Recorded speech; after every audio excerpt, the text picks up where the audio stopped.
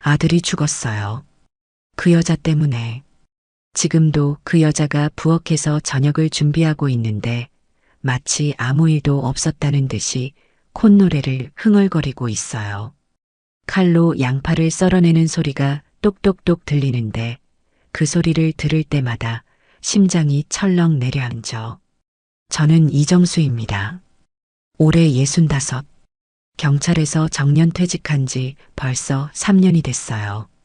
평생을 정의롭게 살려고 노력했던 사람이었는데 정작 제일 소중한 아들 하나 지키지 못했네요. 아들 이름은 민호였어요. 올해 29이었죠. 키가 저보다 훨씬 컸고 웃을 때 눈이 초승달처럼 구부러지는 게 어머니를 많이 닮았어요. 그 아이가 지난달 교통사고로 세상을 떠났습니다. 성남 외곽 고속도로에서 혼자 차를 몰고 가다가 가드레일을 들이받았다고 하더라고요. 경찰에서는 음주운전 추정이라고 발표했어요. 하지만 그건 거짓말입니다. 제 아들은 술을 거의 마시지 않는 아이였거든요. 그 여자 이름은 박미연이에요. 올해 53. 저보다 12살 어리죠. 작년 가을에 동네 마트에서 처음 만났는데 그때는 참 따뜻하고 다정한 사람 같았어요. 혹시 라면 어디 있는지 아세요? 하며 수줍게 물어보던 모습이 아직도 기억나네요. 그날 비가 내리고 있었는데 우산이 없어서 마트 처마 밑에서 비를 피하고 계시더라고요. 저도 마침 우산을 가지고 있었거든요. 같이 가실래요? 했더니 고맙다며 환하게 웃으셨어요. 그렇게 시작된 만남이었는데 지금 생각해보니 모든 게 계획된 일이었던 것 같아요. 처음부터 끝까지 전부 다요. 저는 그때 몰랐어요. 그 여자가 저희 집 앞을 며칠 전부터 왔다 갔다 하면서 제 일상을 관찰하고 있었다는 거요. 아침에 신문을 가져올 때, 저녁에 산책을 나갈 때, 장을 보러 갈 때까지 전부 다 파악하고 있었던 거죠. 결혼한 지는 석 달 됐어요. 아내를 먼저 보내고 나서 7년 만에 다시 장가를 든 거였죠. 민호가 처음엔 반대했어요. 아빠, 너무 성급한 거 아니에요? 하면서 걱정스러운 표정을 지었거든요. 하지만 저는 그 당시에 너무 외로웠어요. 퇴직하고 나니까 집에 혼자 있는 시간이 많아졌는데 그게 참 견디기 힘들더라고요. 특히 저녁 시간이 되면 텅 빈 거실에 앉아서 뉴스만 보고 있자니 이게 인생인가 싶은 생각이 들었어요. 박미연 씨가 집으로 들어온 건 지난 2월이었어요. 그때만 해도 정말 행복했거든요. 집에 들어오니까 저녁마다 따뜻한 밥 냄새가 나고 거실에 불이 환하게 켜져 있고 누군가 어서 오세요 하며 반겨주는 사람이 있다는 게 그렇게 고마울 수가 없었어요. 민호도 처음에는 어색해했지만 나중에는 새엄마가 해주신 음식 맛있다며 칭찬하기도 했거든요. 그런데 석 달이 지나면서 뭔가 이상하다는 생각이 들기 시작했어요. 박미연 씨가 자꾸 저희 집 재산에 관심을 보이는 거예요. 통장이 몇 개나 돼요? 예금이 얼마나 있어요? 집 명의는 누구 걸로 되어 있어요? 이런 질문들을 자연스럽게 던지더라고요. 처음에는 가정 살림을 제대로 파악하려고 그러는 건가 했는데 나중에 보니까 그게 아니었어요. 더 이상한 건 민호 방에 자꾸 들어간다는 거였어요. 청소해 드릴게요 하면서 민호가 없을 때마다 그 방으로 들어가는 거예요. 민호가 학원에서 아르바이트를 하고 있거든요. 오후에 나가면 밤늦게 들어오는데 그 시간을 노려서 방 안을 뒤지는 것 같았어요. 뭐 하세요? 하고 물어보면 이불 정리하고 있어요 하면서 멋쩍게 웃기만 하더라고요. 민호가 변한 것도 그때부터였어요. 원래 집에서 저녁을 먹고 TV도 같이 보고 그랬는데 어느 순간부터 방에만 들어가 있는 거예요. 밥도 대충 먹고 저랑 대화도 줄어들고 표정도 어둠침침해졌어요. 무슨 일 있냐? 하고 물어봐도 아무것도 없어요 하면서 시선을 피하더라고요. 그때는 단순히 새 가족에 적응하느라 힘든 건가 보다 했는데 지금 생각해보니 그게 아니었어요. 박미연 씨가 민호를 괴롭히고 있었던 거예요. 제가 없을 때마다 그 아이를 불러서 협박하고 위협했던 거죠. 하지만 민호는 제게 말하지 못했어요. 아마도 저를 걱정시키고 싶지 않아서였을 거예요. 그 착한 아이가 혼자서 얼마나 힘들었을까요? 생각만 해도 가슴이 찢어질 것 같아요. 사고가 난 날은 지난달 15일이었어요. 금요일 밤이었죠. 민호가 학원에서 늦게 들어온다고 전화를 했는데 그게 마지막 통화였어요. 아빠, 오늘 좀 늦을 것 같아요. 먼저 주무세요 하는 목소리가 평소보다 떨리는 것 같았는데 그때는 피곤해서 그런 줄 알았어요. 박미연 씨도 걱정하지 마세요. 애들은 원래 늦게 다니는 거예요 하면서 저를 달래더라고요. 새벽 3시쯤에 경찰서에서 전화가 왔어요. 성남 외곽 고속도로에서 교통사고가 났습니다.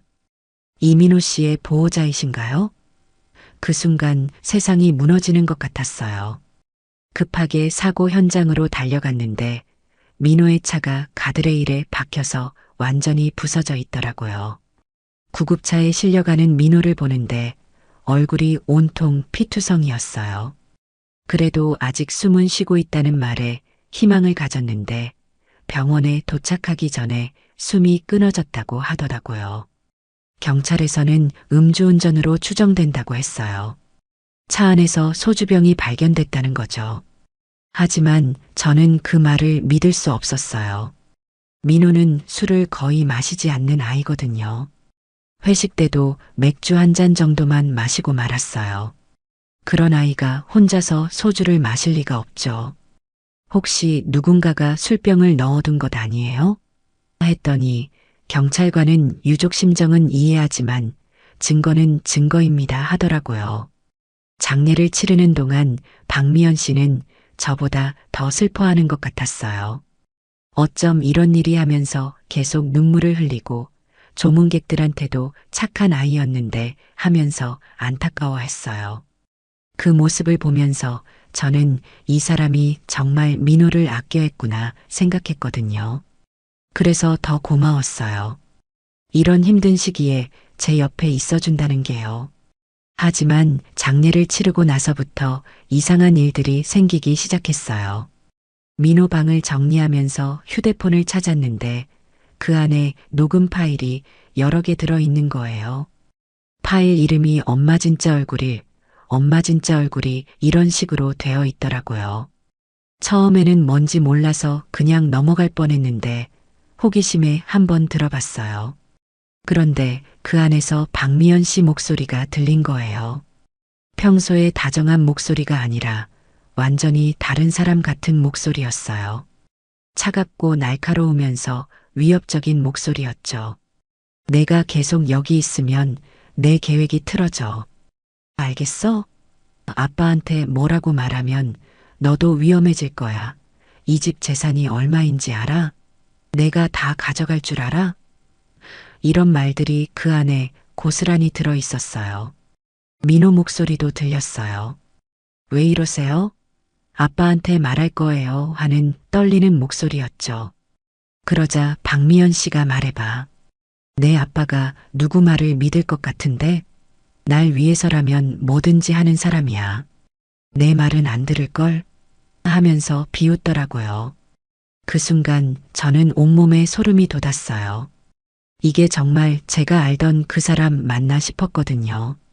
더 충격적인 건 그 다음 녹음이었어요. 박미연 씨가 누군가와 전화 통화를 하는 내용이었는데 이번엔 확실히 정리해야 돼. 더 이상 미룰 수 없어. 그 애가 계속 방해하고 있어. 아빠한테 말하려고 해 사고로 처리하면 돼. 요즘 젊은 애들 음주운전 많이 하잖아. 이런 끔찍한 말들이 오갔어요. 그때서야 깨달았어요. 민호의 죽음이 사고가 아니라 계획된 일이었다는 걸요. 박미연 씨가 처음부터 저를 노리고 접근했고 민호가 방해가 되니까 제거한 거였어요. 그렇게 순진하고 착한 아이를 어떻게 그럴 수 있을까요? 어떻게 그런 일을 할 수 있을까요? 녹음을 다 들은 후에 저는 한참 동안 멍하니 앉아 있었어요. 분노도 느꼈지만 그보다는 자괴감이 더 컸어요. 제가 너무 어리석었던 거죠. 경찰 생활을 30년이나 했으면서 이런 사람을 못 알아봤다니요. 아니, 알아보려고 하지도 않았어요. 외로움에 눈이 멀어서 제 아들을 위험에 빠뜨린 거예요. 지금 박미연 씨는 부엌에서 설거지를 하고 있어요. 여보, 저녁 드세요 하며 상냥하게 말하고 있죠. 하지만 저는 이제 그 목소리가 얼마나 가짜인지 알아요. 그 미소 뒤에 얼마나 차가운 계산이 숨어 있는지도 알고요. 제가 이제 해야 할 일은 분명해요. 민호의 억울함을 풀어주는 것. 그리고 그 여자가 받아야 할 벌을 받게 하는 것. 저는 다시 형사가 되어야 합니다. 아들을 위해서요. 그 녹음을 듣고 나서 며칠 동안은 정말 잠을 잘 수가 없었어요. 밤마다 민호 목소리가 귓가에 맴돌았거든요. 왜 이러세요? 아빠한테 말할 거예요 하던 그 떨리는 목소리가요. 그때마다 가슴이 미어져서 이불을 뒤집어 쓰고 소리 없이 울었어요. 박미연 씨가 옆에서 자고 있는데 어떻게 소리를 낼 수 있겠어요. 이제 와서 생각해 보니까 처음 만났을 때부터 이상한 점들이 많았어요. 그날 마트에서 라면 어디 있는지 아세요? 하고 물었다고 했잖아요. 그런데 그 마트는 저희 동네에서 제일 큰 마트거든요. 동네 사람이라면 당연히 알만한 곳이에요. 그런데도 모른다고 했으니 아마 다른 동네에서 온 사람이었을 거예요. 그럼 왜 굳이 여기까지 와서 장을 봤을까요? 지금 생각해 보니까 저를 만나려고 일부러 온 거였던 것 같아요. 그리고 그날 비가 왔다고 했는데 박미연 씨가 우산이 없었어요. 10월 말이었는데 일기예보에서 비 온다고 미리 말했었거든요.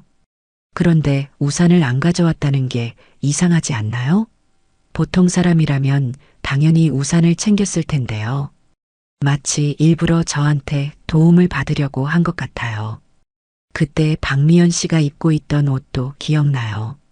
연한 분홍색 니트에 검은색 치마였는데 비가 와서 젖었어도 전혀 투명해지지 않더라고요. 나중에 알았는데 그런 옷들은 비싼 브랜드 제품이래요. 혼자 사는 여성이 그렇게 비싼 옷을 입고 다닐 돈이 어디서 나왔을까요? 그것도 의문이에요. 우산을 같이 쓰면서 집까지 바래다 드렸는데 그때 박미연 씨가 저희 집을 보더니 참 좋은 집이네요. 몇 평 정도 되나요? 하고 물었어요. 처음 만난 사람한테 그런 질문을 하는 게 보통일까요? 저는 그때 단순하게 감사하다는 인사말인 줄 알았는데 지금 보니까 집값을 알아보려고 했던 것 같아요. 그 다음에 만난 건 일주일 후였어요. 똑같은 마트에서였죠. 이번에는 지난번에 우산 빌려주신 분이네요 하면서 반갑게 인사하더라고요. 그런데 생각해 보니까 너무 우연이에요. 일주일 후에 똑같은 시간, 똑같은 장소에서 만난다는 게 말이 되나요? 저는 매주 토요일 오후 이 시쯤에 장을 보거든요. 퇴직하고 나서부터 생긴 습관이에요. 그걸 어떻게 알았을까요? 그날 박미연 씨는 저한테 커피를 사달라고 했어요. 감사의 표시로 커피 한 잔 대접하고 싶어요 하면서요. 마트 안에 있는 작은 카페에서 앉아서 이야기를 나눴는데 그때 저에 대한 질문을 많이 하더라고요. 혼자 사세요? 가족은 없으세요? 직업이 뭐였어요? 이런 것들을요. 저는 외로워서 누군가와 대화하고 싶었으니까 솔직하게 다 말해줬어요. 경찰이었는데 3년 전에 퇴직했다. 아내를 7년 전에 먼저 보냈다. 아들 하나 있는데 취업 준비 중이다. 연금으로 생활하고 있다. 이런 제 개인 정보를 다 알려준 거죠. 그때는 몰랐어요. 그 정보들이 나중에 어떻게 이용될지를요. 박미연 씨는 자기 얘기도 했어요. 남편을 5년 전에 먼저 보냈다. 자식은 없다. 부동산 일을 했는데 요즘은 쉬고 있다고 하더라고요. 그리고 요즘 너무 외로워서 누군가와 대화하고 싶었는데 좋은 분을 만난 것 같다고 했어요. 그 말에 저도 마음이 열렸죠. 같은 처지구나 싶어서요. 그 이후로는 자주 만나게 됐어요. 일주일에 두세 번씩 만나서 커피도 마시고 영화도 보고 산책도 했어요. 박미연 씨는 항상 저를 배려해 주는 것 같았어요. 피곤하시죠? 무리하지 마세요. 건강 챙기세요. 이런 따뜻한 말들을 해주니까 저는 점점 마음을 열게 됐죠. 한 달쯤 지났을 때 박미연 씨가 저희 집에 놀러 오겠다고 했어요. 집에서 만든 음식을 가져와서 같이 먹어요 하면서요. 그날 민호가 집에 있었는데 처음으로 박미연 씨와 만나게 된 거죠. 저는 긴장했어요. 아들이 어떻게 반응할지 몰랐거든요. 민호는 처음에 조금 어색해했지만 예의 바르게 인사했어요. 안녕하세요. 민호라고 합니다 하면서 고개를 숙이더라고요. 박미연 씨도 어머, 정말 잘생겼네요. 아버지 닮았어요 하면서 칭찬해줬고요. 그날은 분위기가 좋았어요. 민호도 박미연 씨가 해온 음식을 맛있게 먹었거든요. 하지만 지금 생각해보니까 그날 박미연 씨가 집안을 유심히 살펴봤던 것 같아요. 거실에 있는 TV, 냉장고, 소파 같은 가전제품들을 계속 쳐다봤어요. 그리고 집이 정말 깔끔하네요. 관리 잘하시는구나 하면서 감탄했는데 그게 단순한 칭찬이 아니라 집값을 계산하고 있던 거였을지도 몰라요. 그날 밤에 민호가 저한테 물어봤어요. 아빠, 그분이랑 많이 친해지신 거예요? 응, 좋은 분 같더라 혹시 재혼 생각하세요?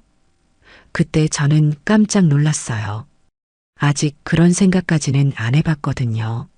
아니야, 그냥 친구로 지내는 거다 했더니 민호가 안도하는 표정을 지었어요. 지금 생각해보니까 그때부터 민호가 뭔가 불안해했던 것 같아요. 박미연 씨와 만난 지 3개월쯤 됐을 때 결혼 이야기가 나왔어요. 그날도 카페에서 만났는데 박미연 씨가 갑자기 눈물을 흘리는 거예요. 왜 그래요? 무슨 일 있어요? 하니까 너무 외로워요. 이렇게 혼자 살아가는 게 너무 힘들어요 하더라고요.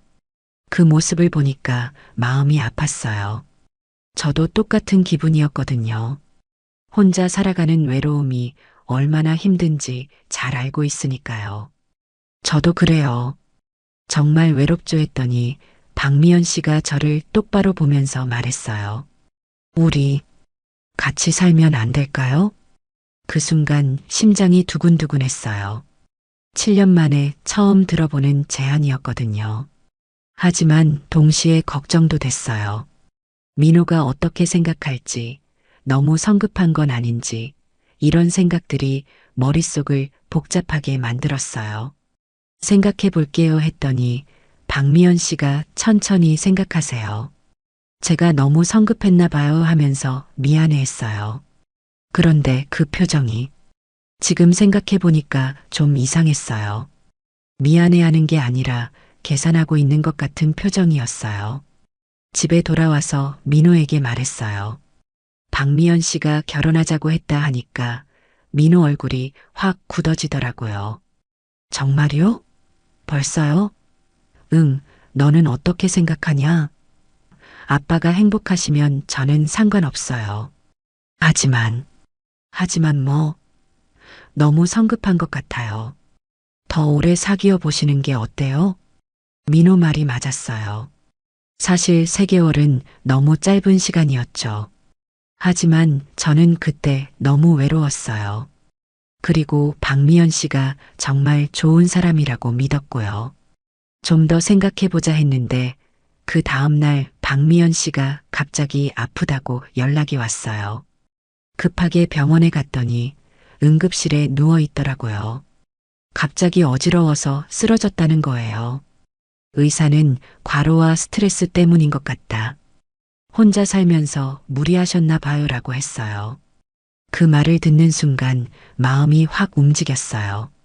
이 사람이 혼자 살면서 얼마나 힘들었을까 생각하니까 더 이상 망설일 수 없었어요. 결혼해요. 박미연 씨 손을 잡고 말했어요. 그러자 박미연 씨가 눈물을 흘리면서 정말요? 정말 괜찮아요? 했어요. 네, 우리 같이 살아요. 서로 의지하면서 살아가요. 그때 박미연 씨 표정이 지금 생각해 보니까 너무 계산적이었어요. 기쁘다기보다는 계획대로 됐다는 표정 같았어요. 민호에게 결혼 소식을 알렸을 때 그 아이는 한참 말이 없었어요. 그러더니 축하해요, 아빠. 행복하세요 했는데 목소리가 떨리고 있었어요. 억지로 축하한다는 티가 났죠. 하지만 저는 그때 민호 마음을 헤아려 주지 못했어요. 제 행복에만 집중했던 거죠. 결혼식은 작게 했어요. 가족끼리만 해서 동사무소에 신고만 했고요. 박미연 씨 가족은 아무도 오지 않았어요. 가족들이 다 멀리 살고 있어서 연락이 안 된다고 하더라고요. 그것도 이상했는데 그때는 대수롭지 않게 생각했어요. 결혼하고 나서 박미연 씨가 저희 집으로 이사 왔어요. 짐이 별로 없더라고요. 옷가지 몇 벌이랑 화장품, 그리고 작은 가방 하나가 전부였어요. 원래 짐이 많지 않아요. 간소하게 사는 게 좋다고 생각해요 했는데 보통 여성들은 짐이 많잖아요. 그런데 그렇게 적다는 게 좀 이상했어요. 민호는 새엄마를 받아들이려고 노력했어요. 처음에는 어색하게 어머니라고 불렀는데 나중에는 새엄마로 바꿨어요. 박미연 씨도 민호야, 잘 지내자 하면서 친해지려고 했고요. 겉으로 보기에는 평화로운 가정 같았어요. 하지만 저만 그렇게 느꼈던 것 같아요. 민호는 점점 집에 있는 시간을 줄였어요. 학원 끝나면 바로 집으로 오던 아이가 친구들과 시간을 보내다가 늦게 들어오기 시작했어요. 저녁도 대충 먹고 방에 들어가면 문을 잠그고 나오지 않았어요. 무슨 일 있냐? 하고 물어봐도 아무것도 없어요. 그냥 취업 준비하느라 피곤해서요 했어요. 그럴 수도 있겠다 싶었는데 지금 생각해 보니까 그때부터 박미연 씨와 민호 사이에 뭔가 있었던 것 같아요. 박미연 씨는 저한테는 여전히 다정했어요. 매일 아침 따뜻한 미역국을 끓여주고 저녁에는 제가 좋아하는 반찬들을 해줬어요. 오늘 하루 어땠어요? 많이 피곤하시죠? 이런 관심도 계속 보여줬고요.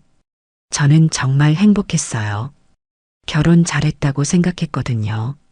하지만 그 행복이 가짜였다는 걸 그때는 몰랐어요. 박미연 씨의 모든 친절이 계산된 것이었다는 걸 제가 알아차리기까지는 더 많은 시간이 필요했어요. 그리고 그 시간 동안 민호는 혼자서 모든 걸 견뎌내고 있었던 거죠. 민호와 제가 단둘이 살았던 시간이 정말 그리워요. 아내를 먼저 보내고 나서 저는 완전히 무너졌었거든요. 장례식장에서 돌아온 첫날 밤, 텅 빈 집에 앉아서 어떻게 살아야 할지 막막했어요. 그때 민호가 22살이었는데 대학교 4학년이었죠. 졸업 논문 쓰느라 바쁜 시기였는데도 저를 위해서 학교도 며칠 빠지고 집에 있어줬어요. 아빠 괜찮아요? 뭐 필요한 거 있으면 말해요 하면서 저를 돌봐주는 그 모습이 너무 기특했어요. 22살짜리가 무슨 아픈 환자 돌보듯이 저를 챙겨주더라고요. 밥도 해주고 빨래도 해주고 심지어 제가 좋아하는 프로그램이 몇 시에 하는지까지 기억해서 채널을 돌려주곤 했어요. 그때 민호가 해준 첫 번째 요리가 라면이었어요. 그런데 그 라면이 참 특별했어요. 계란도 넣고 파도 썰어 넣고 심지어 김치까지 올려줬거든요. 아빠, 이거 엄마가 해주시던 방식이에요. 제가 옆에서 지켜봤거든요 하면서 자랑스럽게 가져다 주는데 눈물이 날 뻔했어요. 그 아이가 어머니를 얼마나 그리워하면서도 저를 위해서 애쓰고 있는지 느껴졌거든요. 민호는 원래 말이 별로 없는 아이였어요. 어머니가 살아계실 때도 응, 네, 아니에요. 이런 대답만 하고 자기 속마음은 잘 드러내지 않았거든요. 그런데 어머니가 돌아가신 후에는 더 조용해졌어요. 하지만 행동으로는 저를 많이 챙겨줬죠. 제가 퇴직하고 나서 집에 혼자 있는 시간이 많아졌잖아요. 그때 민호가 학교에서 돌아오면 제일 먼저 아빠, 오늘 뭐 하셨어요? 하고 물어봤어요. 저는 보통 그냥 TV 봤다. 이런 식으로 대답했는데 민호는 항상 그러셨구나. 재미있는 프로그램 있었어요? 하면서 대화를 이어가려고 노력했어요. 어느 날은 제가 너무 심심해서 민호 학교 근처까지 산책을 나간 적이 있어요. 그냥 걸어 다니다가 우연히 민호를 봤는데 친구들과 함께 웃으면서 이야기하고 있더라고요. 집에서는 조용하던 아이가 밖에서는 그렇게 밝게 웃을 수 있구나 싶었어요. 동시에 마음이 아팠죠. 이 아이가 집에서는 저 때문에 웃지 못하고 있는 건 아닌가 하는 생각이 들어서요. 그날 저녁에 민호한테 오늘 너희 학교 근처에서 너를 봤다 했더니 민호가 깜짝 놀라면서 그러셨어요? 왜 말 안 하고 가셨어요? 했어요. 너 친구들이랑 재미있게 이야기하고 있어서 방해하고 싶지 않았다 그랬더니 민호가 잠시 생각하더니 아빠도 친구 있으면 좋을 텐데 하는 거예요. 그 말에 저는 뜨끔했어요.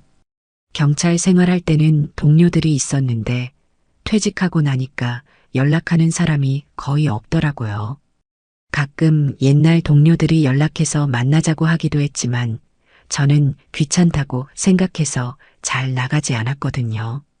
그런데 민호가 그런 말을 하니까 내가 너무 집에만 있었나 하는 반성이 됐어요. 너는 아빠가 친구 만들기를 바라냐? 네, 아빠도 재미있게 지내셨으면 좋겠어요. 맨날 집에만 계시면 답답하실 것 같아서요. 민호가 저를 걱정하는 마음에 그런 말을 한 거였죠. 그때는 몰랐어요. 그 말이 나중에 박미연 씨와의 만남으로 이어질 줄은요. 민호는 대학교 졸업하고 나서 취업 준비를 시작했어요. 공무원 시험을 보겠다고 하더라고요. 왜 공무원이냐? 했더니 아빠처럼 사람들을 위해 일하고 싶어요 하는 거예요. 그 말에 가슴이 뭉클했어요. 제가 경찰 일을 하면서 힘들어하는 모습을 많이 봤을 텐데도 그래도 아버지를 닮고 싶다고 하니까 얼마나 고맙던지요. 민호는 매일 아침 7시에 일어나서 도서관에 갔어요. 저녁 9시까지 공부하고 집에 와서는 또 밤늦게까지 책을 봤어요. 주말에도 쉬지 않고 공부했죠. 그렇게 열심히 하는 모습을 보면서 저는 정말 자랑스러웠어요. 동시에 미안하기도 했고요.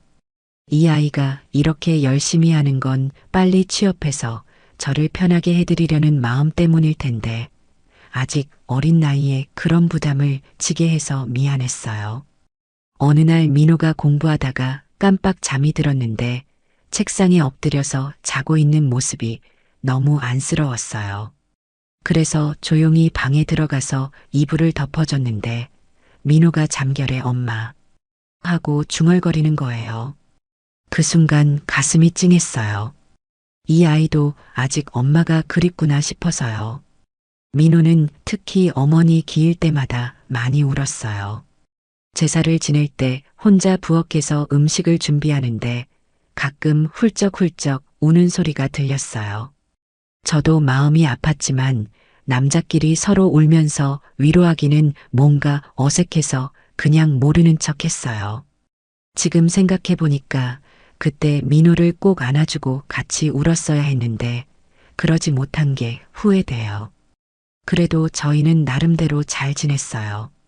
아침에 일어나면 민호가 아빠 안녕히 계세요 하고 인사하고 나가고 저녁에 돌아오면 아빠 다녀왔습니다 하면서 밝게 웃어줬어요. 저도 어서 와라. 오늘 공부 많이 했냐? 하고 물어보곤 했죠. 별거 아닌 일상이었지만 그때가 정말 행복했어요. 가끔은 같이 치킨을 시켜 먹기도 했어요. 민호가 아빠, 오늘 치킨 먹을까요? 하면 저는 좋지. 뭘로 할까? 했죠. 그러면 민호가 후라이드요. 아빠가 좋아하시잖아요 하면서 주문하곤 했어요. 치킨이 오면 거실에서 TV를 보면서 같이 먹었는데 그런 시간이 정말 소중했어요. 어느 날은 민호가 갑자기 아빠, 저 잘하고 있죠? 하고 물어본 적이 있어요. 뭐가? 그냥 전체적으로요. 아빠 실망시키지 않고 있죠? 그런 질문을 하는 게 이상해서 당연하지. 너는 내 자랑이야 했더니 민호가 안도하는 표정을 지었어요.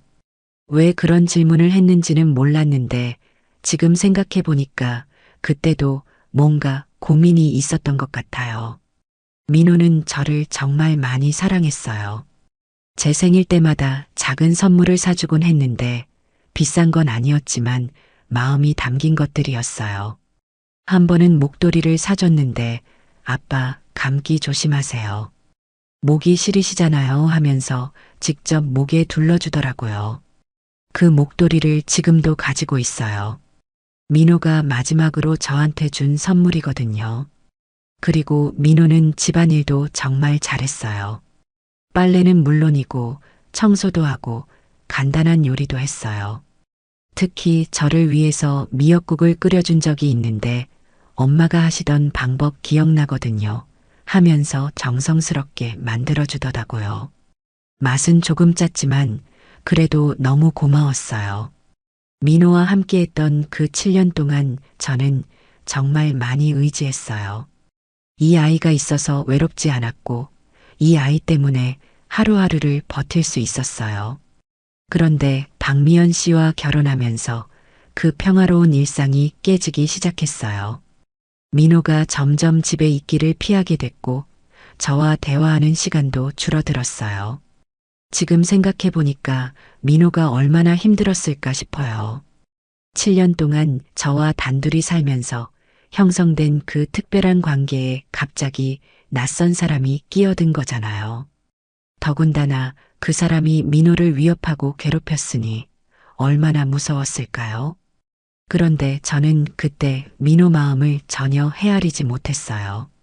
제 행복에만 빠져서 아들의 고통을 외면했던 거죠.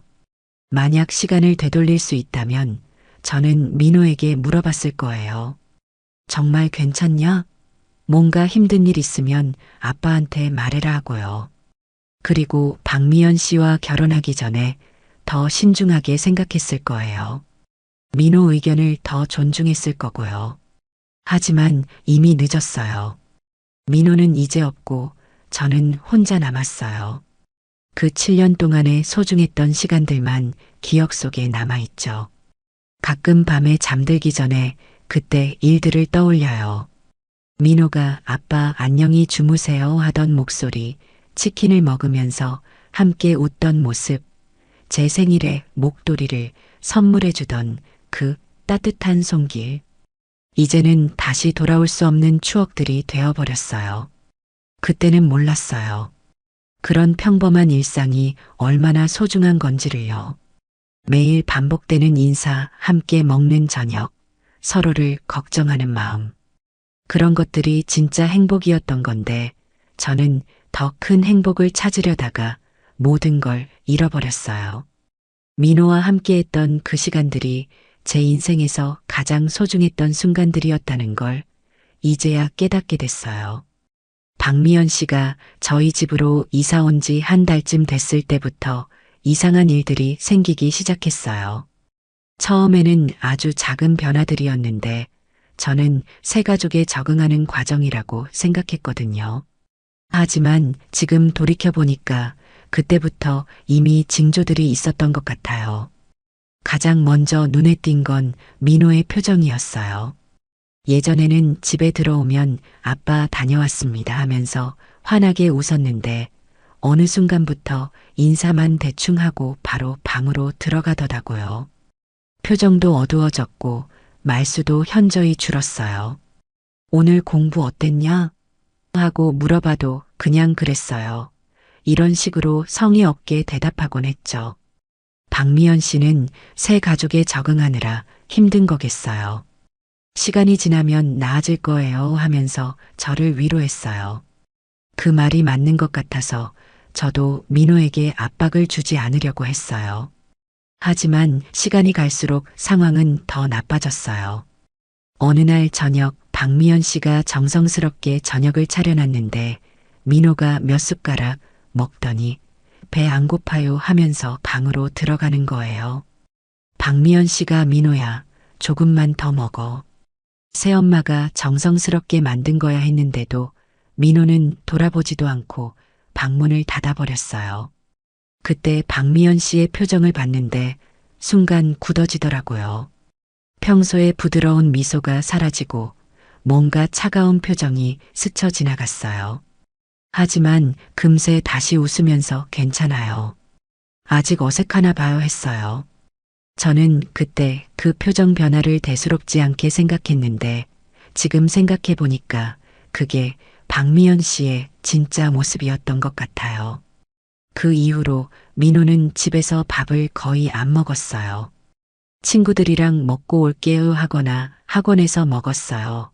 이런 핑계를 대면서 저녁 시간을 피했어요. 가끔 집에서 먹더라도 빨리 먹고 바로 방으로 들어갔죠. 박미연 씨와 대화하는 걸 완전히 피하는 것 같았어요. 박미연 씨도 민호에 대해 불만을 표현하기 시작했어요. 민호가 너무 차갑게 대하는 것 같아요. 제가 뭔가 잘못했나요? 인사도 제대로 안 받아주고 새엄마 소리도 안 해요. 혹시 저를 싫어하는 건 아닐까요? 이런 하소연을 자주 했어요. 저는 박미연 씨가 상처받을까봐 민호를 불러서 이야기했어요. 새엄마한테 좀 더 친근하게 대해라. 그분도 우리 가족이 되려고 노력하고 계시잖아 했더니 민호가 저를 똑바로 보면서 아빠는 그분에 대해서 얼마나 아세요? 하는 거예요. 무슨 뜻이냐? 그냥 너무 빨리 믿으시는 거 아닌가 해서요. 민호야, 새엄마는 좋은 분이야. 우리를 위해서 많은 걸 해주고 계시잖아. 네, 알겠어요. 민호는 그렇게 말했지만 표정은 전혀 납득하지 못한 것 같았어요. 그때부터 민호는 아예 집에 있는 시간을 줄이기 시작했어요. 아침 일찍 나가서 밤늦게 들어오고 주말에도 도서관이나 친구들과 시간을 보냈어요. 집에 있더라도 방문을 잠그고 나오지 않았죠. 가끔 화장실에 갈 때만 방에서 나오는데 그때도 박미연 씨와 마주치지 않으려고 조심스럽게 움직이더라고요. 박미연 씨는 민호가 없을 때 저한테 자주 불만을 털어놨어요. 민호가 저를 완전히 무시해요. 인사해도 대답도 안 하고 눈도 마주치지 않아요. 제가 뭔가 잘못한 게 있나요? 정말 모르겠어요. 그러면서 눈물까지 글썽이곤 했어요. 저는 박미연 씨가 불쌍해서 민호를 더 강하게 타일렀어요. 민호야, 이렇게 하면 안 된다. 새엄마가 얼마나 상처받으시겠어? 아빠, 저는 그냥이 뭐야? 예의는 지켜야지. 그럴 때마다 민호는 말을 잇지 못하고 그냥 죄송해요 하고 끝냈어요. 어느 날 밤 화장실에 가려고 복도를 지나가는데 민호 방에서 작은 소리가 들렸어요. 뭔가 대화하는 소리 같았는데 민호 혼자 있는 거로 알고 있었거든요. 혹시 친구와 전화하나 싶어서 그냥 지나갔는데 나중에 생각해 보니까 그때가 민호가 녹음을 하고 있던 시점이었을지도 몰라요. 그 시기에 박미연 씨의 행동도 조금씩 바뀌기 시작했어요. 처음에는 민호 방에 들어가지 않았는데 어느 순간부터 청소해 드릴게요 하면서 민호가 없을 때 방에 들어가더라고요. 뭐 하세요? 하고 물어보면 이불 정리하고 먼지 털고 있어요 했는데 나올 때 표정이 좀 이상했어요. 한 번은 민호가 갑자기 집에 일찍 들어온 적이 있어요. 그때 박미연 씨가 민호 방에서 나오는 걸 봤거든요. 민호가 왜 제 방에 들어가셨어요? 하고 물어보니까 박미연 씨가 아, 깜짝이야. 청소하려고 했는데 하면서 당황하더라고요.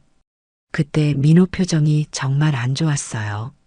그날 저녁부터 민호가 방문에 자물쇠를 달았어요. 왜 자물쇠를 다냐? 했더니 그냥 개인 공간이 필요해서요 했어요.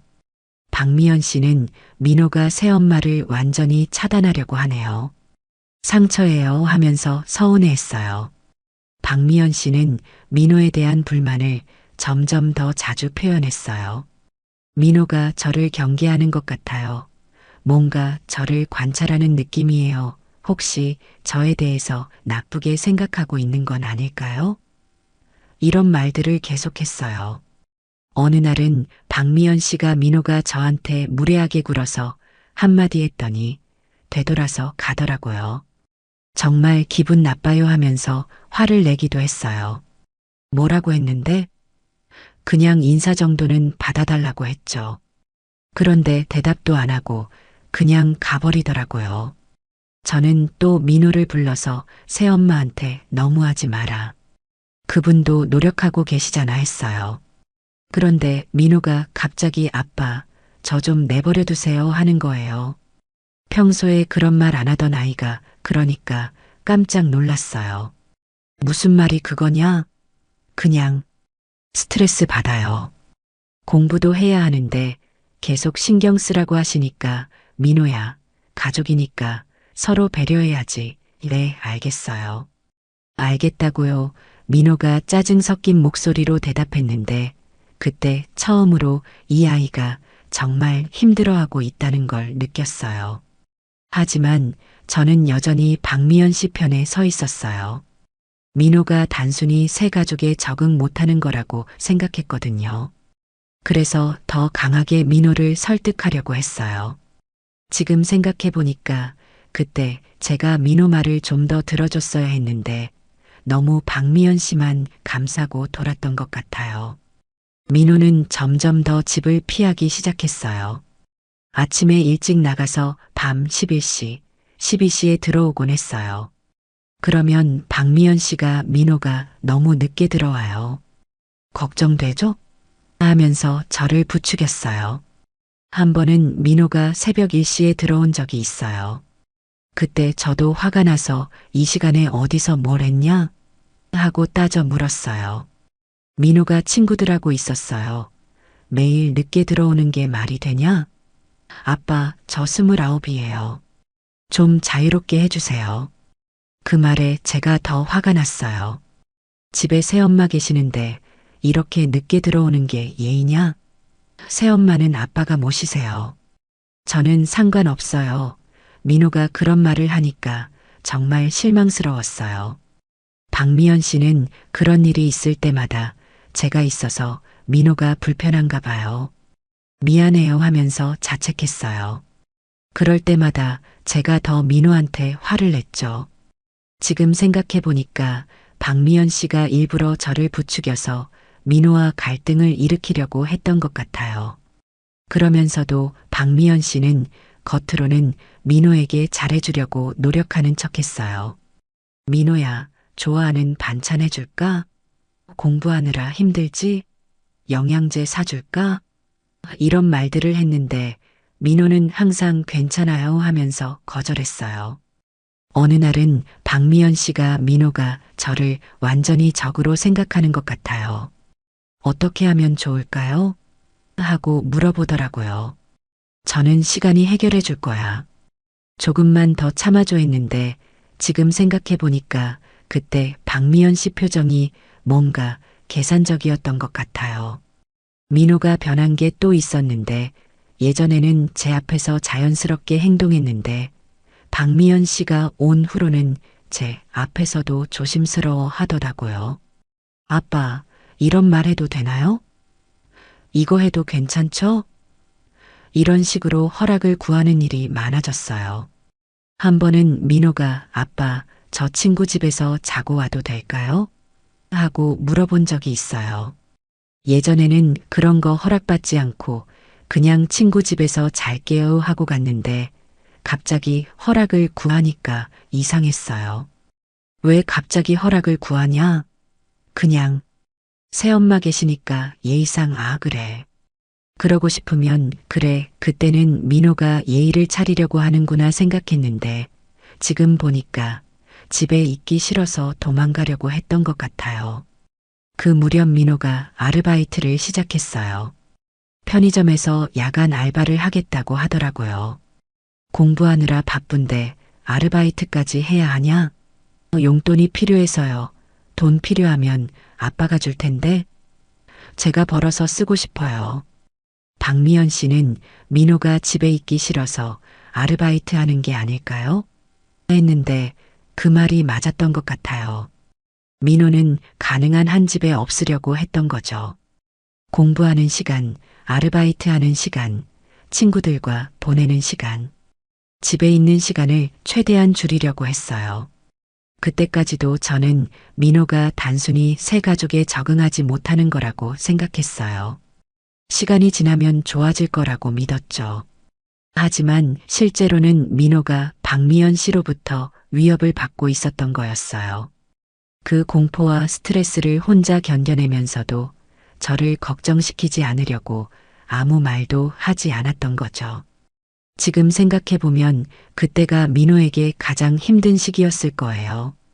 집은 더 이상 안전한 공간이 아니었고 그렇다고 아버지에게 말하자니 믿어줄지도 의문이었고 그런 상황에서 민호가 얼마나 절망스러웠을까요?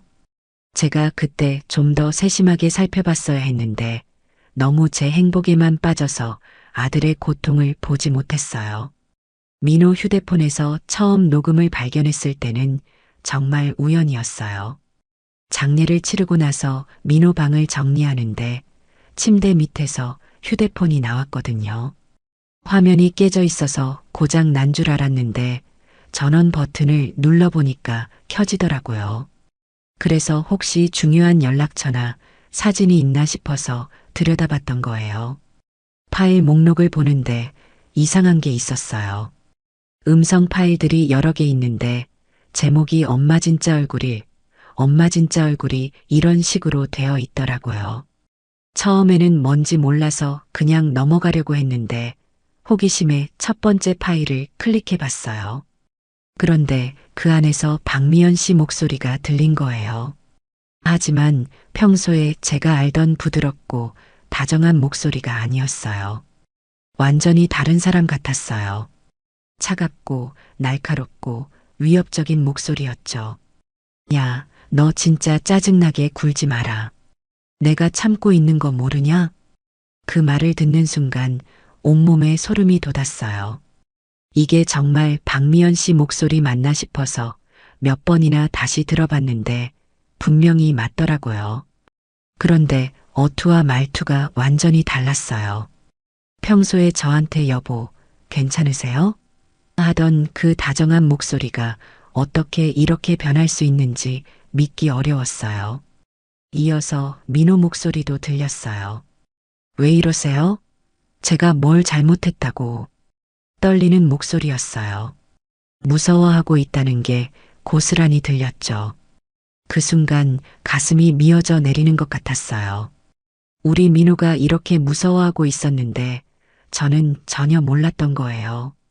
박미연 씨가 다시 말했어요. 뭘 잘못했냐고? 내가 여기 있는 게 잘못이야.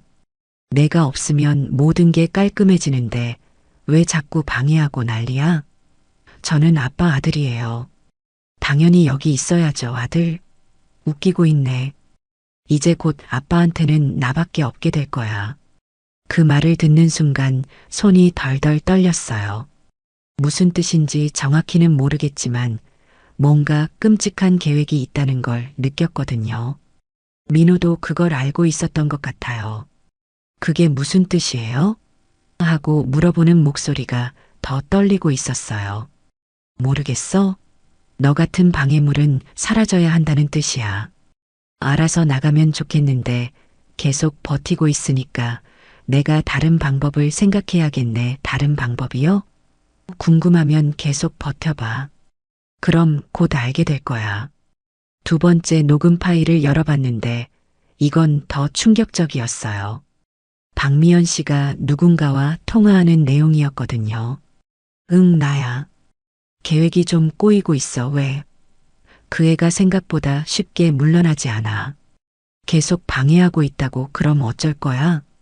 확실하게 정리해야겠어. 더 이상 미룰 수 없어. 상대방 목소리도 들렸는데 남자 목소리였어요. 어떻게 할 건데? 사고로 처리하면 되지. 요즘 젊은 애들 음주운전 많이 하잖아. 스트레스 받아서 술 마시고 운전하다가 사고 났다고 하면 돼. 그 말을 듣는 순간 온 세상이 무너지는 것 같았어요. 민호의 죽음이 사고가 아니라 계획된 살인이었다는 걸 깨달았거든요. 박미연 씨가 처음부터 민호를 제거할 계획을 세우고 있었던 거예요. 하지만 조심해야 해.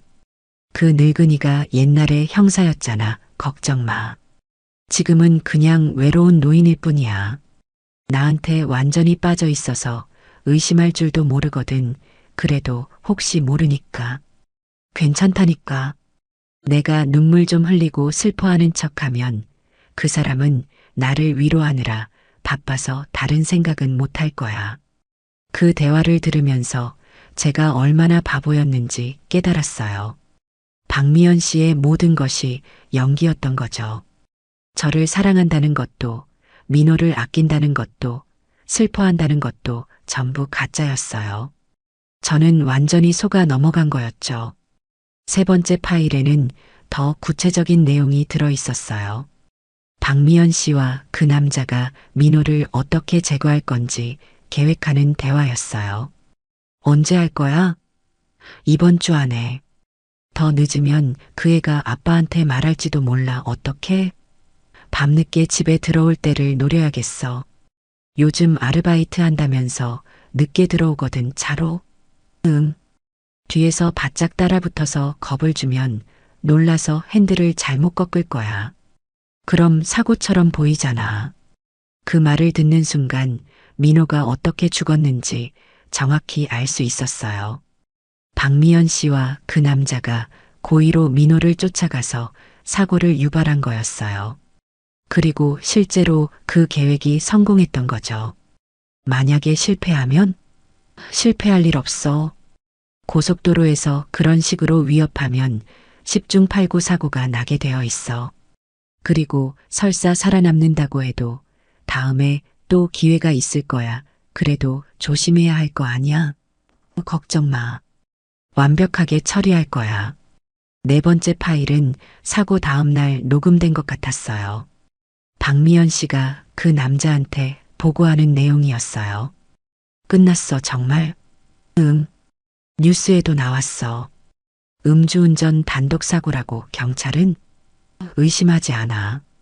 차 안에 소주병 하나 넣어놨거든. 그리고 그 늙은이가 너무 슬퍼해서 제대로 된 질문도 못하고 있어. 그때야 깨달았어요.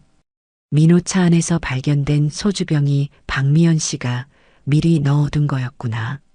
민호는 술을 거의 마시지 않는 아이였는데 왜 그날만 술을 마셨을까 의문이었거든요. 모든 게 조작된 거였어요. 이제 어쩔 거야? 계획대로 하면 돼. 몇 달 더 슬퍼하는 척 하다가 천천히 재산 정리하고 시간이 얼마나 걸릴 것 같아? 1년 안에는 모든 걸 정리할 수 있을 거야. 그 늙은이가 나를 완전히 믿고 있거든. 다섯 번째 파일에는 민호와 박미연 씨의 마지막 대화가 들어 있었어요. 사고 나기 며칠 전에 녹음된 것 같았어요. 민호가 아빠한테 다 말할 거예요 하니까 박미연 씨가 말해봐. 과연 내 아빠가 누구 말을 믿을까? 나는 그 사람의 아내고 넌 그냥 자식일 뿐이야. 더군다나 요즘 집에도 안 들어오고 반항하는 자식 말을 누가 믿겠어? 증거가 있어요. 증거. 뭔데? 녹음했어요. 당신이 저를 위협하는 것도 그 남자랑 통화하는 것도 전부 녹음을 했다고? 어디다 숨겨놨는데? 그때 민호가 찾을 수 있으면 찾아보세요 했는데 목소리가 의외로 당당했어요. 평소에 무서워하던 모습과는 달랐죠. 아마 녹음이 있다는 사실이 민호에게 용기를 준 것 같아요. 박미연 씨가 화가 난 목소리로 이런 걸 왜 해? 그냥 조용히 나가면 될 것을. 안 나가요. 여기는 제 집이고 제 아버지예요. 당신 같은 사람한테 넘겨줄 수 없어요. 그럼 어쩔 수 없지. 원래 계획보다 좀 빨라지겠네. 무슨 뜻이에요? 곧 알게 될 거야. 그리고 그 녹음도 별 소용 없을 거고. 그게 마지막 대화였어요. 그리고 며칠 후에 민호가 사고로 죽었죠. 박미연 씨는 민호가 녹음을 했다는 걸 알고도 계획을 강행한 거였어요. 아마 민호가 죽으면 그 증거들도 함께 사라질 거라고 생각했을 거예요. 하지만 박미연 씨는 몰랐던 것 같아요. 민호가 그 휴대폰을 침대 밑에 숨겨놨다는 걸요. 그리고 저한테 발견될 거라는 것도요. 6번째 파일에는 민호가 혼자 말하는 내용이 들어 있었어요. 마치 일기를 녹음으로 남긴 것 같았어요.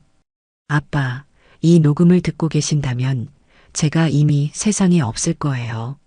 저는 아빠가 행복하셨으면 좋겠어서 아무 말도 안 했는데 이제는 말씀드려야 할 것 같아요. 그 여자는 처음부터 아빠를 속인 거예요.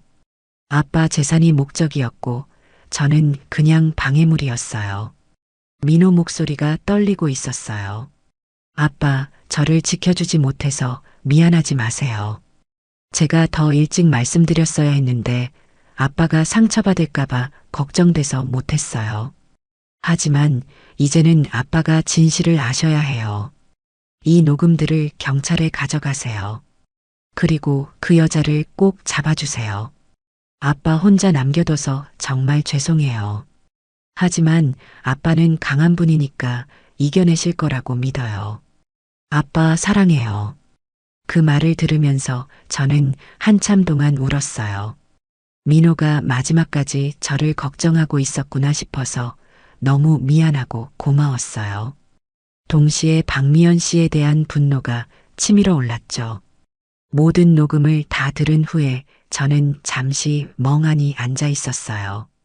믿을 수 없었거든요. 제가 그토록 사랑했던 사람이 실제로는 제 아들을 죽인 살인자였다니요. 그리고 지금도 제 옆에서 아무렇지 않게 생활하고 있다니요. 박미연 씨가 부엌에서 여보, 저녁 준비됐어요. 드시러 오세요 하고 부르는 소리가 들렸어요. 평소 같으면 네, 지금 가요 하면서 나갔을 텐데 그날은 도저히 그럴 수가 없었어요.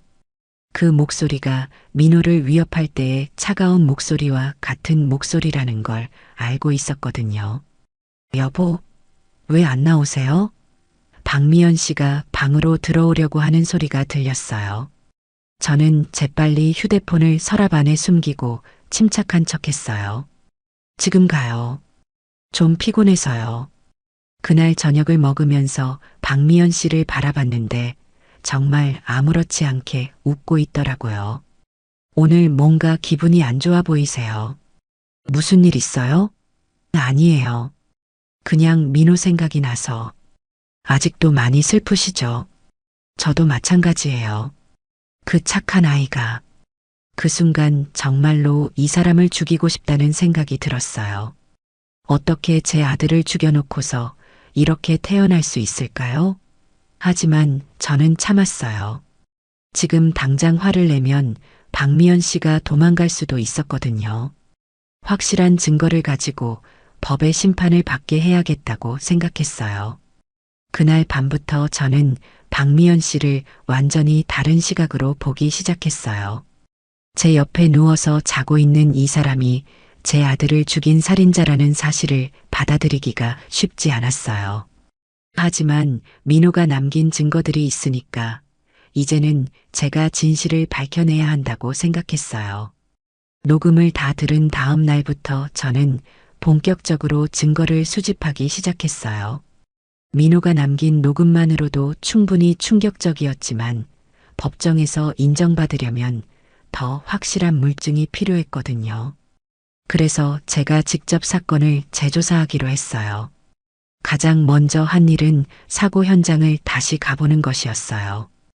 성남 외곽 고속도로 고도 인터체인지 구간, 민호가 마지막으로 숨을 쉬었던 그곳을 직접 눈으로 확인하고 싶었어요. 박미연 씨에게는 산책 좀 하고 오겠다 하고 나왔는데 실제로는 택시를 타고 사고 현장으로 갔어요. 현장에 도착해서 보니까 가드레일이 새 것으로 교체되어 있었어요. 민호 차가 들이받았던 바로 그 자리였죠. 서 있는데 가슴이 너무 아팠어요. 우리 민호가 이곳에서 마지막 순간을 맞았구나 싶어서요. 주변을 자세히 살펴봤는데 급커브 구간이었어요. 만약 뒤에서 누군가가 바짝 따라붙어서 위협했다면 충분히 사고가 날 수 있는 위험한 구간이었어요. 그때 마침 그 구간을 지나가던 화물차 기사가 저를 보더니 말을 걸어왔어요. 혹시 얼마 전에 사고 난 그 젊은이 아버지세요? 네, 맞습니다. 어떻게 아셨어요? 뉴스에서 봤거든요. 안타깝더라고요. 그런데 이상한 게 있었어요. 제가 이상한 게 뭐였어요? 하고 물어보니까 그분이 그날 밤에 제가 이 구간을 지나가고 있었거든요. 그런데 검은 세단 한 대가 앞차를 바짝 따라붙으면서 위험하게 운전하는 걸 봤어요. 뭔가 이상해서 기억에 남았는데 그게 사고 나기 직전이었던 것 같아요. 그 말을 들으니까 온몸에 소름이 돋았어요. 녹음에서 들었던 내용이 사실이었다는 증거였거든요. 혹시 그 검은 차 번호판이나 특징을 기억하세요? 번호판은 잘 안 보였는데 승용차였고 사람이 2명 타고 있었어요. 운전석에 남자, 조수석에 여자가요. 바로 그거였어요. 박미연 씨와 그 공범 남자가 민호를 쫓아갔던 거였죠. 화물차 기사분께 연락처를 받고 나중에 필요하면 증언해달라고 부탁했어요. 집으로 돌아와서 경찰서에 전화했어요. 민호 사건을 담당했던 형사에게 혹시 그날 밤 사고 현장 주변 CCTV 영상 확인해 보셨어요? 하고 물어봤더니 단독 사고라서 따로 주변 차량은 조사하지 않았습니다 하더라고요. 다시 한번 확인해 보실 수 있어요? 제가 새로운 증거를 찾았거든요. 어떤 증거인데요? 민호가 누군가에게 위협받고 있었다는 녹음이 있어요. 그리고 목격자도 있고요. 그제야 경찰에서 관심을 보이더라고요. 다음 날 경찰서에 가서 민호 휴대폰과 녹음 파일들을 제출했어요. 담당 형사가 듣더니 표정이 심각해졌어요. 이거 정말 중요한 증거네요. 사건을 재수사해야겠습니다. 경찰에서는 사고 현장 주변 CCTV를 다시 수집하기 시작했어요. 그리고 며칠 후에 연락이 왔어요. 아버님, 중요한 발견이 있었습니다. 사고 현장에서 EKM 떨어진 곳에 있는 편의점 CCTV에 수상한 장면이 찍혀 있어요. 바로 경찰서로 달려갔어요. 담당 형사가 CCTV 화면을 보여주더라고요. 화질은 선명하지 않았지만 검은 세단 한 대가 편의점 앞을 지나가는 모습이 찍혀 있었어요. 시간은 사고 나기 30분 전이었고 차 안에 사람 2명이 타고 있는 게 희미하게 보였어요. 더 놀라운 건 이거예요. 형사가 다른 화면을 보여줬어요. 같은 시간, 다른 각도에서 찍힌 영상이었는데 그 차가 잠시 멈춰 서는 장면이 있었어요. 그때 조수석에서 여자가 내려서 뭔가를 확인하는 모습이 보였어요. 제가 그 여자 실루엣을 보는 순간 확신했어요. 박미연 씨였어요. 머리 스타일, 체형, 걸음걸이까지 완전히 일치했거든요. 이거 확대해서 더 자세히 볼 수 있어요? 화질이 좀 떨어지지만 전문 분석팀에 맡기면 더 선명하게 만들 수 있을 거예요. 그 다음에는 더 결정적인 증거가 나왔어요. 사고 현장에서 발견된 타이어 자국을 다시 분석한 결과였어요. 민호 차만의 것이 아니라 다른 차량의 타이어 자국도 함께 발견됐다는 거였어요. 처음 조사할 때는 단순한 단독 사고로 보고 자세히 분석하지 않았는데 이번에 정밀 감식을 해보니까 최소 2대의 차량이 관련되어 있었던 것 같습니다. 형사가 설명해 줬어요. 그리고 며칠 후에 더 충격적인 사실이 밝혀졌어요. 민호 차에서 발견된 소주병에서 지문이 검출됐는데 그 지문이 민호 것이 아니었다는 거예요. 누구 지문인지 확인됐어요? 아직은 확인 중입니다. 하지만 분명한 건 피해자 것이 아니라는 점이에요. 저는 박미연 씨의 지문과 대조해 보자고 제안했어요. 그런데 문제가 있었어요. 박미연 씨의 지문이 어디에도 등록되어 있지 않다는 거였어요. 결혼할 때도 지문 등록을 하지 않았고 다른 곳에도 기록이 없었어요. 그럼 직접 채취해야겠네요. 하지만 영장이 필요해요. 얼마나 걸려요? 하루 이틀 정도면 가능할 것 같습니다. 그런데 그때 더 중요한 단서를 발견했어요. 민호 차 블랙박스 메모리 카드를 전문 복구 업체에 맡겼더니 손상된 영상의 일부가 복원된 거예요. 화면은 거의 안 보였지만 음성은 어느 정도 들을 수 있었어요. 복원된 음성을 들어보니까 정말 끔찍했어요. 민호가 그만 따라와. 진짜 위험하다고 하고 소리치는 목소리가 들렸어요. 그리고 뒤에서 차 경적 소리, 급브레이크 소리가 계속 들렸죠. 가장 충격적인 건 여자 목소리였어요. 아, 멈춰. 도연아, 멈추라고. 분명히 박미연 씨 목소리였어요. 그런데 도연아라고 부른 거예요. 평소에 박미연 씨는 민호를 민호야라고 불렀는데 위급한 순간에 실수로 실명을 부른 거였어요. 이 목소리 확실히 아세요? 형사가 물어봤어요. 100% 확실해요. 제 아내 박미연 목소리예요. 그리고 민호 실명은 도연이 맞고요. 그 다음에 들린 건 남자 목소리였어요. 이제 끝이야. 내가 사라지면 다 정리돼. 그리고 타이어가 미끄러지는 소리, 금속 부딪히는 소리가 연속으로 들렸어요. 마지막에 민호가 아파 라고 희미하게 부르는 소리가 들렸는데 그 순간 저는 정말 견딜 수가 없었어요. 아버님 괜찮으세요? 형사가 걱정하더라고요. 저는 한참 동안 말을 못했어요. 우리 민호가 마지막 순간에 저를 부르고 있었는데 저는 전혀 몰랐던 거예요. 그때 민호가 얼마나 무섭고 외로웠을까요? 경찰에서는 본격적으로 박미연 씨를 용의자로 수사하기 시작했어요. 그리고 녹음에서 들렸던 공범 남자의 신원도 추적하기 시작했죠. 박미연 씨 주변 인물들을 조사하던 중에 중요한 단서를 발견했어요. 박미연 씨가 자주 만나는 남자가 한 명 있었는데 이름이 최진수라는 사람이었어요.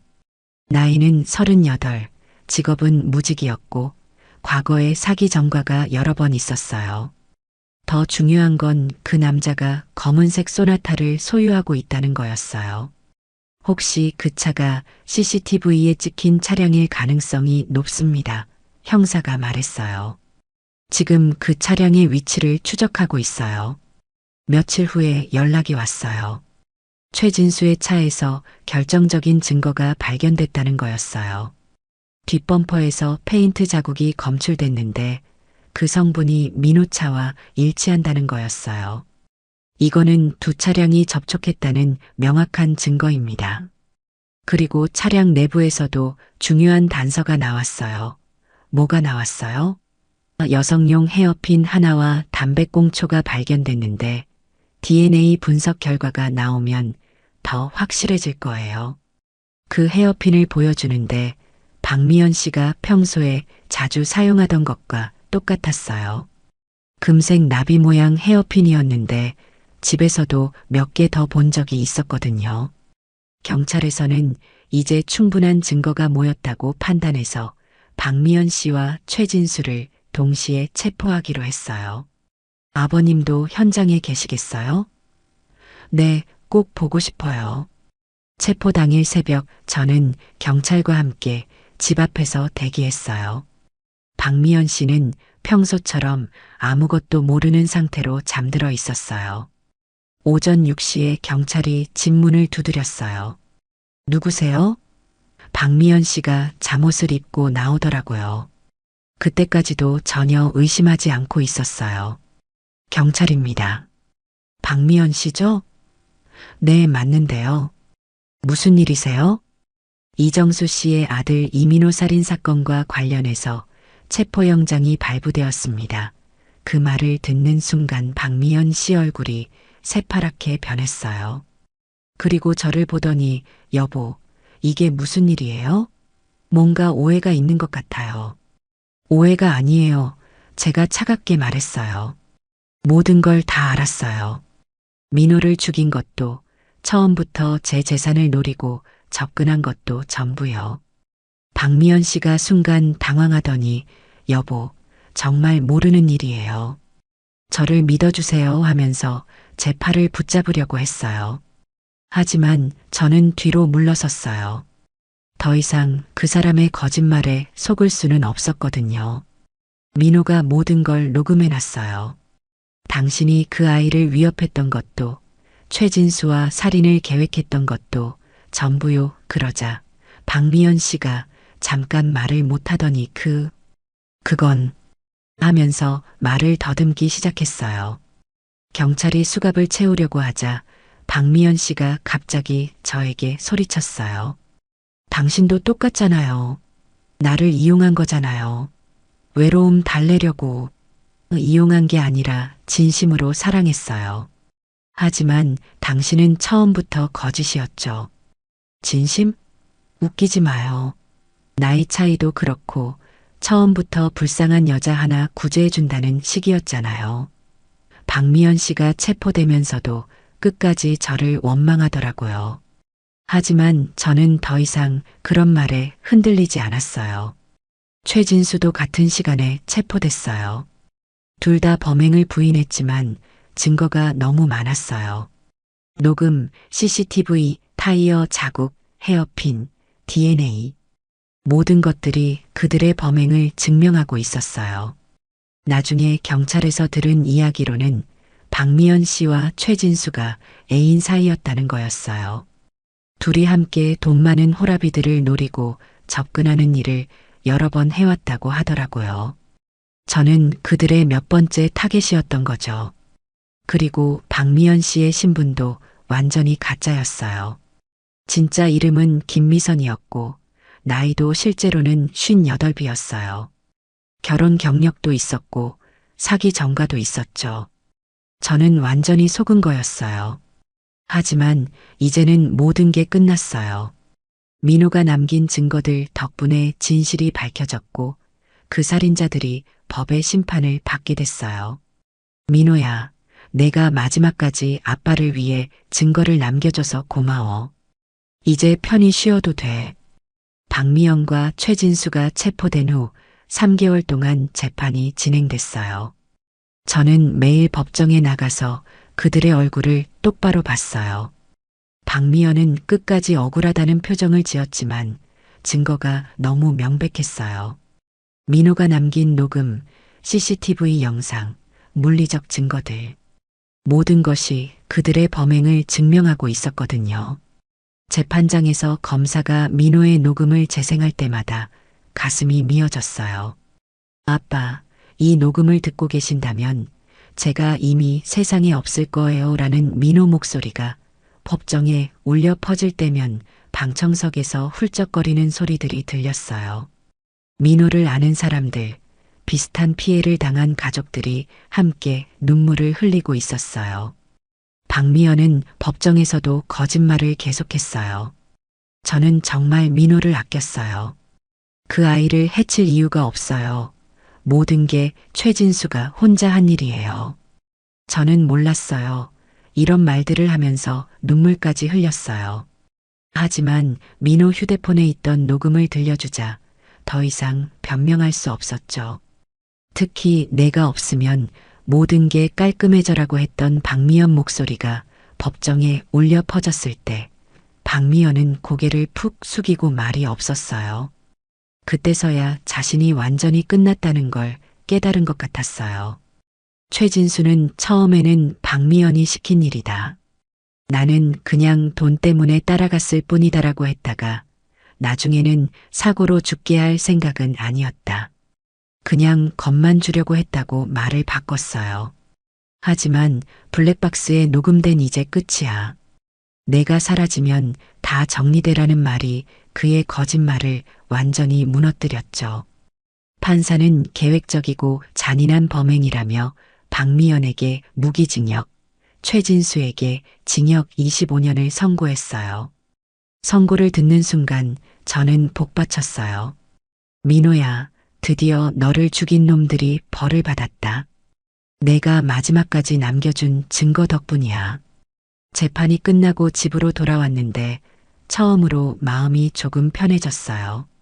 3개월 동안 매일 법정에 나가면서 분노와 슬픔으로 가득했는데 이제야 한숨을 돌릴 수 있었어요. 하지만 동시에 허무함도 느꼈어요. 그들이 벌을 받는다고 해서 민호가 돌아오는 건 아니니까요. 그날 저녁 민호 방에 들어가서 책상에 앉았어요. 아직도 민호가 쓰던 공부용품들이 그대로 놓여 있었어요. 형광펜, 볼펜, 공무원 시험 교재들. 모든 게 그 아이의 흔적이었어요. 그 중에서 민호가 쓰던 일기장을 발견했어요. 마지막 페이지를 보니까 사고 나기 일주일 전에 쓴 글이 있었어요. 아빠가 요즘 행복해 보이신다. 새엄마가 온 후로 표정이 많이 밝아지셨다. 하지만 나는 불안하다. 그 사람이 뭔가 이상해. 아빠한테 말해야 하나? 하지만 아빠가 상처받으실까봐 걱정된다. 어떻게 해야 할까? 그 글을 읽으면서 또 눈물이 났어요. 민호가 마지막까지 저를 걱정하고 있었구나 싶어서요. 그 착한 아이가 자신의 위험보다 아버지 걱정을 먼저 했던 거예요. 다음 페이지에는 이런 글도 있었어요. 오늘도 새엄마가 제 방에 들어왔다. 뭔가를 찾는 것 같았다. 무서워서 녹음을 시작했다. 혹시 모르니까 증거를 남겨야겠다. 아빠를 지키기 위해서. 민호가 얼마나 무서웠을지, 얼마나 힘들었을지 생각하니까 가슴이 찢어지는 것 같았어요. 그런데도 끝까지 저를 지키려고 했던 거예요. 정말 고마운 아들이었어요. 일기장 마지막에는 편지 하나가 끼워져 있었어요. 봉투에 아빠에게라고 쓰여 있었어요. 떨리는 손으로 편지를 열어봤어요. 사랑하는 아빠에게 이 편지를 읽고 계신다면 아마 제가 세상에 없을 거예요. 하지만 슬퍼하지 마세요. 저는 아빠가 진실을 찾아주실 거라고 믿고 있었거든요. 아빠 30년 동안 형사로 일하시면서 얼마나 많은 사람들을 도와주셨어요. 저는 그런 아빠가 너무 자랑스러웠어요. 그리고 이번에도 아빠가 정의를 실현해 주실 거라고 믿었어요. 새엄마는 처음부터 아빠를 속인 나쁜 사람이에요. 하지만 아빠는 외로우셨고 누군가의 사랑이 필요하셨죠. 그걸 이용한 그 사람이 나쁜 거예요. 아빠 잘못이 아니에요. 저는 아빠가 다시 행복하셨으면 좋겠어요. 물론 저 없이는 외로우실 거예요. 하지만 아빠는 강한 분이니까 이겨내실 수 있을 거예요. 그리고 저 때문에 자책하지 마세요. 제가 더 용기 있게 말했어야 했는데 그러지 못한 게 제 잘못이에요. 아빠를 걱정시키고 싶지 않아서 혼자 버텼는데 그게 더 큰 문제가 됐네요. 아빠, 저는 정말 행복했어요. 어머니가 돌아가신 후에도 아빠가 있어서 외롭지 않았어요. 같이 치킨 먹고 TV 보고 이야기했던 그 시간들이 제 인생에서 가장 소중한 추억이에요. 아빠가 해주신 목도리 지금도 가지고 있어요. 그 목도리를 볼 때마다 아빠 사랑을 느꼈어요. 제가 없어도 그 목도리가 아빠 곁에 있을 거예요. 마지막으로 저를 그렇게 키워주셔서 감사해요. 비록 제가 공무원이 되어서 아빠처럼 사람들을 도와드리지는 못했지만 아빠의 아들로 살 수 있어서 정말 자랑스러웠어요. 아빠 건강하세요. 그리고 저 때문에 너무 슬퍼하지 마세요. 저는 어머니와 함께 하늘에서 아빠를 지켜보고 있을 거예요. 사랑하는 아빠에게 민호가. 편지를 다 읽고 나서 저는 한참 동안 울었어요. 민호가 마지막까지 저를 걱정하고 사랑한다고 표현해줘서 너무 고마웠어요. 동시에 제 자신이 너무 미안했어요. 그 착한 아이를 지켜주지 못해서요. 그때 문득 민호가 말했던 목도리가 생각났어요. 옷장을 뒤져보니까 정말 있더라고요. 민호가 제 생일에 선물해준 그 회색 목도리였어요. 아빠 감기 조심하세요라고 하면서 직접 목에 둘러주던 그때가 떠올랐어요. 목도리를 목에 두르니까 민호가 옆에 있는 것 같았어요. 그 따뜻함이 민호의 마지막 선물 같았어요. 민호야, 고맙다. 내가 남겨준 이 모든 것들이 아빠에게는 큰 위로가 돼. 다음 날부터 저는 새로운 일을 시작했어요. 민호처럼 억울하게 당한 피해자, 가족들을 도와주는 일이었어요. 경찰 출신이라는 경력을 살려서 사건 분석도 해주고 증거 수집도 도와주고 법정에 함께 가서 증언도 해줬어요. 첫 번째로 도와준 사람은 40대 주부였어요. 남편이 갑자기 사망했는데 재혼 아내가 보험금을 독차지하려고 한다는 거였어요. 저는 그 사람에게 제 경험을 들려주면서 증거 수집 방법을 알려줬어요. 포기하지 마세요. 진실은 반드시 밝혀집니다. 제 아들도 마지막까지 증거를 남겨줬거든요. 그 말에 그분이 용기를 얻더라고요. 결국 그 사건도 진실이 밝혀져서 재혼 아내가 처벌받았어요. 그런 일들을 하면서 저는 민호가 원했던 삶을 대신 살고 있다는 생각이 들었어요. 민호가 아빠처럼 사람들을 돕고 싶다고 했던 그 꿈을 제가 이어가고 있는 거죠. 어느 날 저녁 민호 사진 앞에서 이야기했어요. 민호야, 아빠가 내 꿈을 대신 이루고 있어. 너도 하늘에서 보고 있으니까 자랑스럽지? 그때 마치 민호가 웃는 것 같은 기분이 들었어요. 민호 방은 그대로 두고 있어요. 가끔 그 방에 들어가서 민호와 대화해요. 물론 대답은 없지만 마음속으로는 들리는 것 같아요. 아빠 잘하고 있어요. 계속해보세요라고 응원해주는 것 같아요. 지금도 저는 민호가 선물해준 목도리를 하고 다녀요. 추운 날이면 그 목도리가 민호의 따뜻한 마음을 전해주는 것 같아요. 그리고 힘들 때마다 민호 편지를 다시 읽어봐요. 아빠는 강한 분이니까 이겨내실 수 있을 거예요 라는 그 말이 저에게 힘을 줘요. 민호야, 고맙다. 내가 마지막까지 아빠를 믿어줘서, 증거를 남겨줘서, 그리고 사랑한다고 말해줘서 정말 고맙다. 아빠는 이제 혼자가 아니야. 내가 남겨준 사랑과 용기가 함께 있으니까. 아빠가 내 꿈을 대신 이룰게. 그리고 하늘에서 만날 때까지 아빠는 내가 자랑스러워할 삶을 살아갈게. 오늘 이야기가 마음에 드셨다면 좋아요와 구독, 알람 설정 잊지 마세요. 또 이야기를 보시고 마음에 남은 장면이 있으셨다면 댓글로 나눠주세요.